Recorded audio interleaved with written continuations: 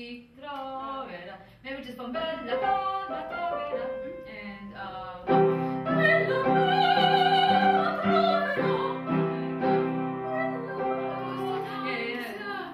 Let's go for the first one. So they sing bella donna, bella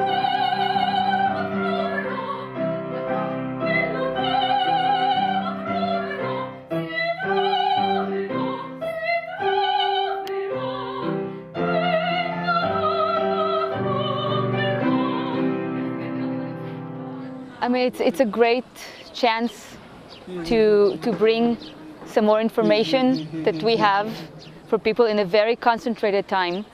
And I think what's really important, because the three of us have worked a lot together, they can get a lot of similar information from everybody, and they get it, usually people have maybe one voice lesson a week, one coaching a week, if they can do it.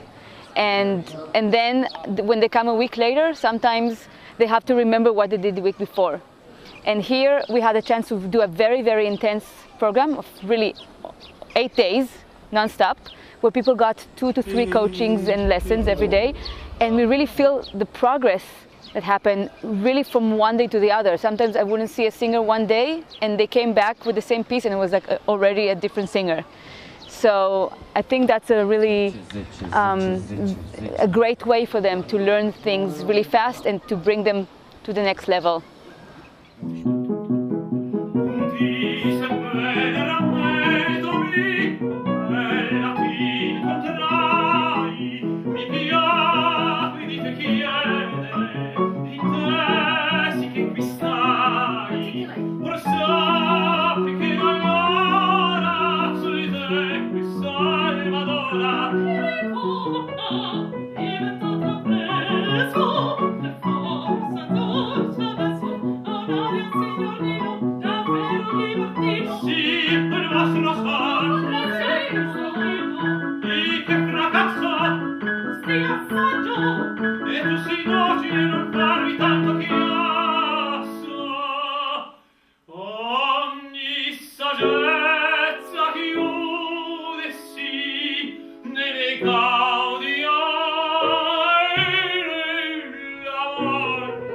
It's a lot of satisfaction, actually, to see that growth in such a short time, and to know that then they can take whatever they got from us and apply it for other things, because they learn specific pieces, but they also learn specific tools that then they can do in other things. And so, and usually I keep in touch with people that I work with, and you then follow the career, and if there's anything you can do to help, you help, but you meet people. I just came from another program in Israel, and we were working there too, and so you kind of help contribute to the next generation of opera singers, and it's very exciting.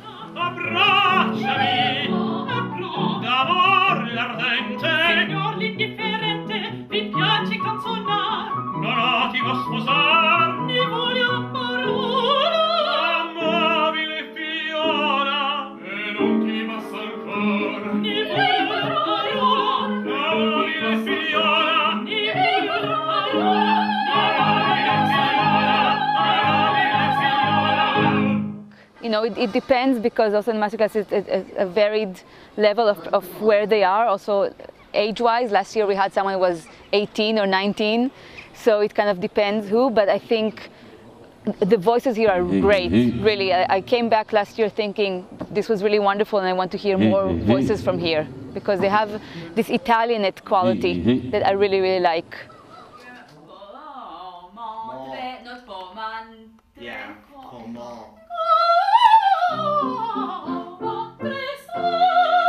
and the other thing is you suddenly make it yeah.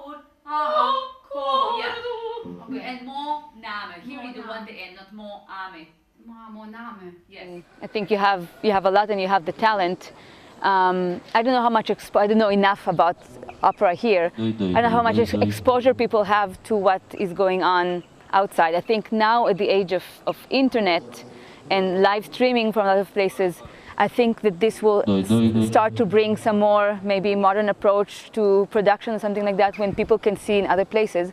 But it has to be an approach that is modern, but at the same time is coming from the music and from the opera, and that's a very that's a difficult balance to find. So it's not just because it's set in a different place makes it a better production, but still keep the Gilda and the Rigoletto or the whatever, the same character, the relation between them, like daughter and father and stuff like that, but to find maybe a different angle or a different way of thinking about things.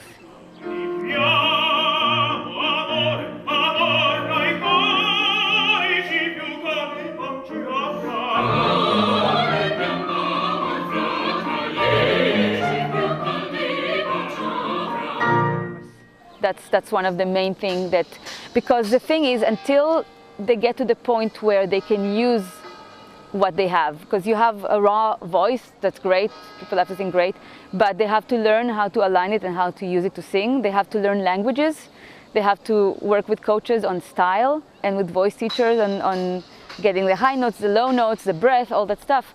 And how can they do it? I mean, those things are very expensive. I'm sure here too, definitely in America, definitely in Amsterdam, definitely, you know. And so without this support, they can't even get to the information that they need. And you know, some people learn from watching other, but it's not enough. I mean, at some point you need to study languages. I mean, all those things cost a lot of money.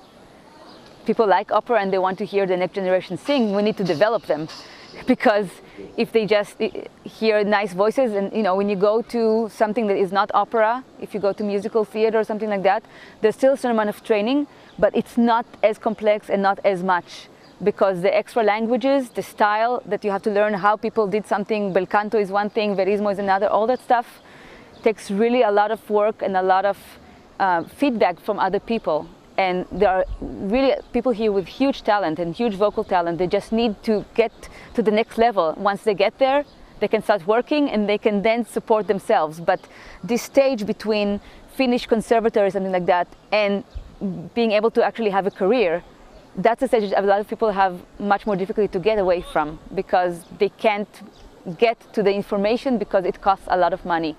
Okay, so one.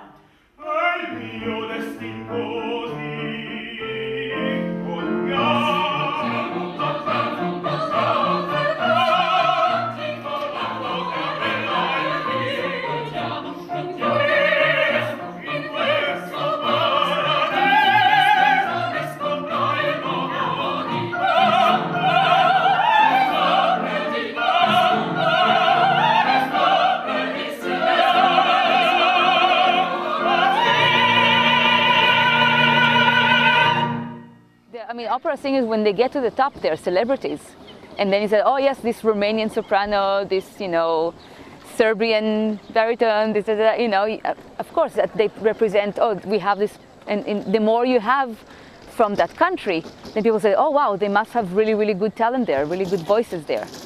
So definitely I think it's something that later on they spread the name of Romania, and they spread, you know, the talent that is here, and it's really a lot. I mean, I must say, really, the voices here are incredible.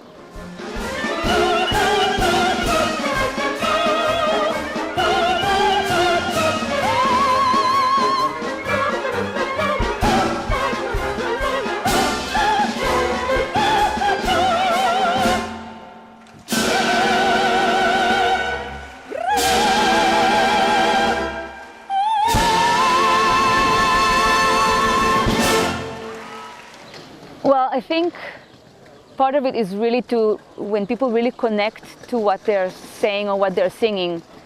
And so through the composer, you have a real understanding of what you're saying, and then you use, and with the music, which is something that you can't really, it's not something you can touch, but music is a moving thing. So if it's done in a way that is really moving from the person who is singing and the audience gets moved, I think that's something that then people have an experience that they don't forget later on. Obviously, I'm a musician and I was doing it all my life. And for me, music is like food, like drink, you know, it's part of me.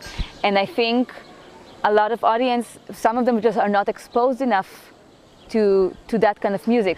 And so, I mean, if I go now to a discotheque and I hear that, for me, that's not, I mean, it kind of depends. But for me, this music is something that really, really touches me. And I think people that are not exposed, sometimes they go, and I have friends in Israel that didn't like opera, and then they started going because they wanted to hear me play, and now they go on their own and they love it. So I think the more people have a chance to get exposed to it, the more audience we can develop again.